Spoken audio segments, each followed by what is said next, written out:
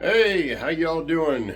Welcome back. It is a cold December day and I have a video to do for you. I'm sitting by the fire.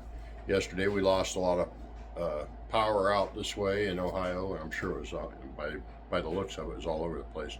But I wanted to stay inside today and do a video on this sword. What a great find. This sword, see if I can get it all in the picture, I found in a antique store that I go in there all the time, check him out, and I talk with him and just go in there from time to time and see what treasure I might find. And believe it or not, you can find some pretty cool treasures like I found this. For all of you who don't know, by the handle here, see if I can get, there we go. By the handle, this is a Berber sword, Turkish sword. Uh, Take a picture and do a Google search. This is a Berber pirate sword uh, off the Barbary Coast.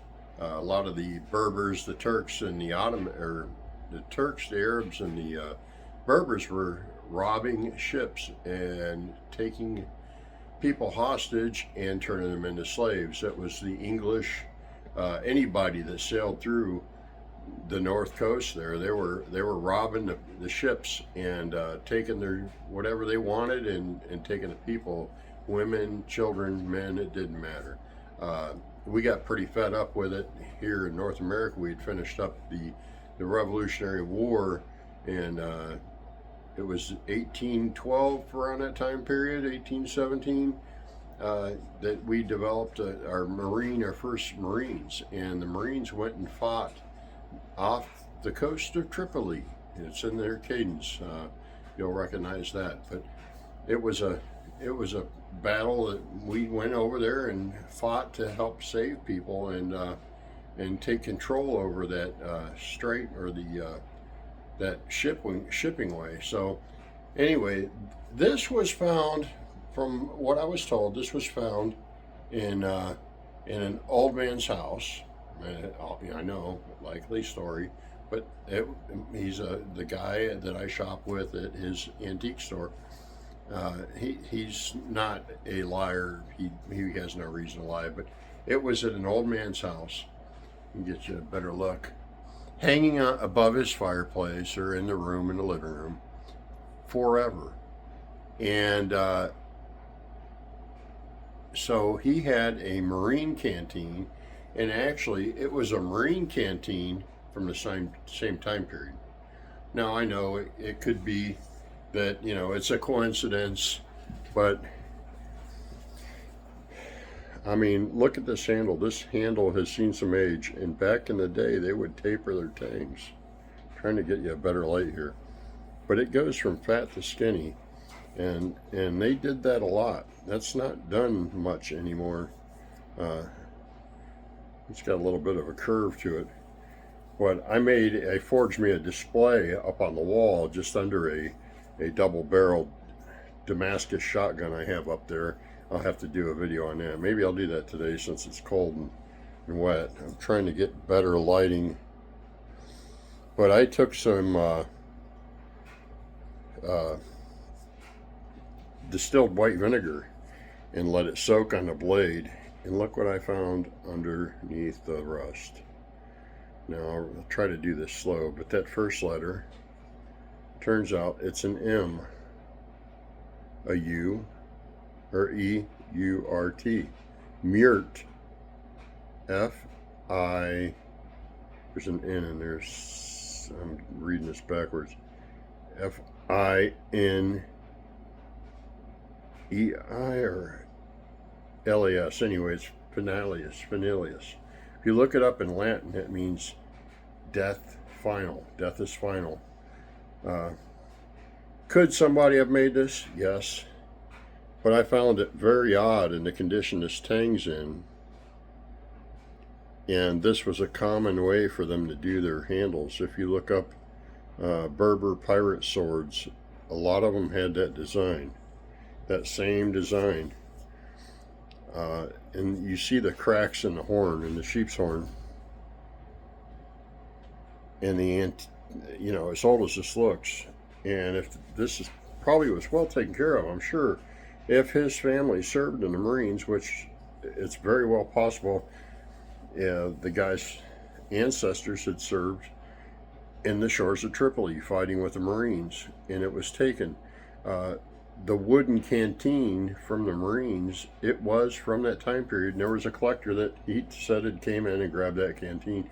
That canteen is valuable, and there's collectors just for military, and they wouldn't want the sword. They were just after the canteen, which is kind of sad. So uh, I need a blunderbuss is what I need. I need a like a Turkish blunderbuss would be cool to hang up with the sword. But I do have a percussion cap rifle, which is, you know, post 1812. You know, those didn't come along till 1860, probably about. And but I put the double barrel shotgun up there. I think it looks cool. I needed a place to hang them both, so that's where I hung them. But I wanted to show you this. I mean, isn't that pretty cool? So you're probably wondering how much I picked this up for, and I think I got a steal on it. He wanted, I'd say, I want to say he wanted 150 bucks. It might have been 125.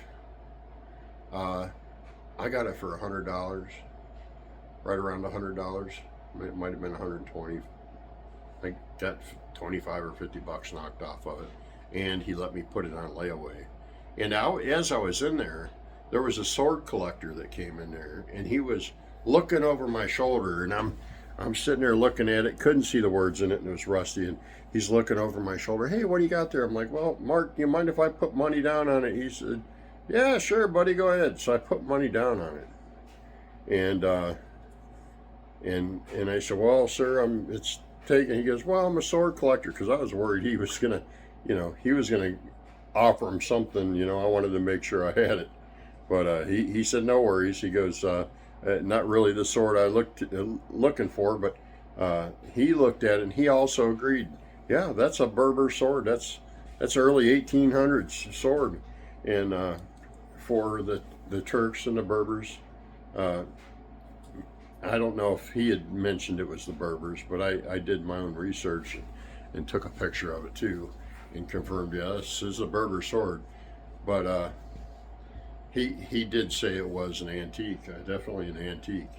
And, it was a cool find. So I wanted to share that with you because you never know, on these cold, blustery days when it's blowing snow and you're like, you know what, I'm going to go down to the local antique shop, or go down to the store and see what I can scrounge up. You never know what you might find. I mean, sometimes the most random times are when you're going to find something like this.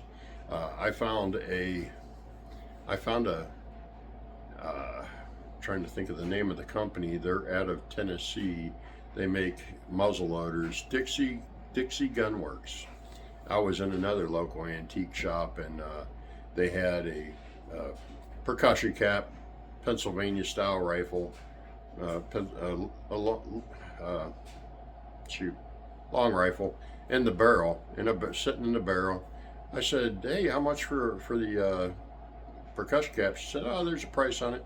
She called the fellow, and I was able to put a down payment. It was $200 for that 45 percussion Pennsylvania long rifle.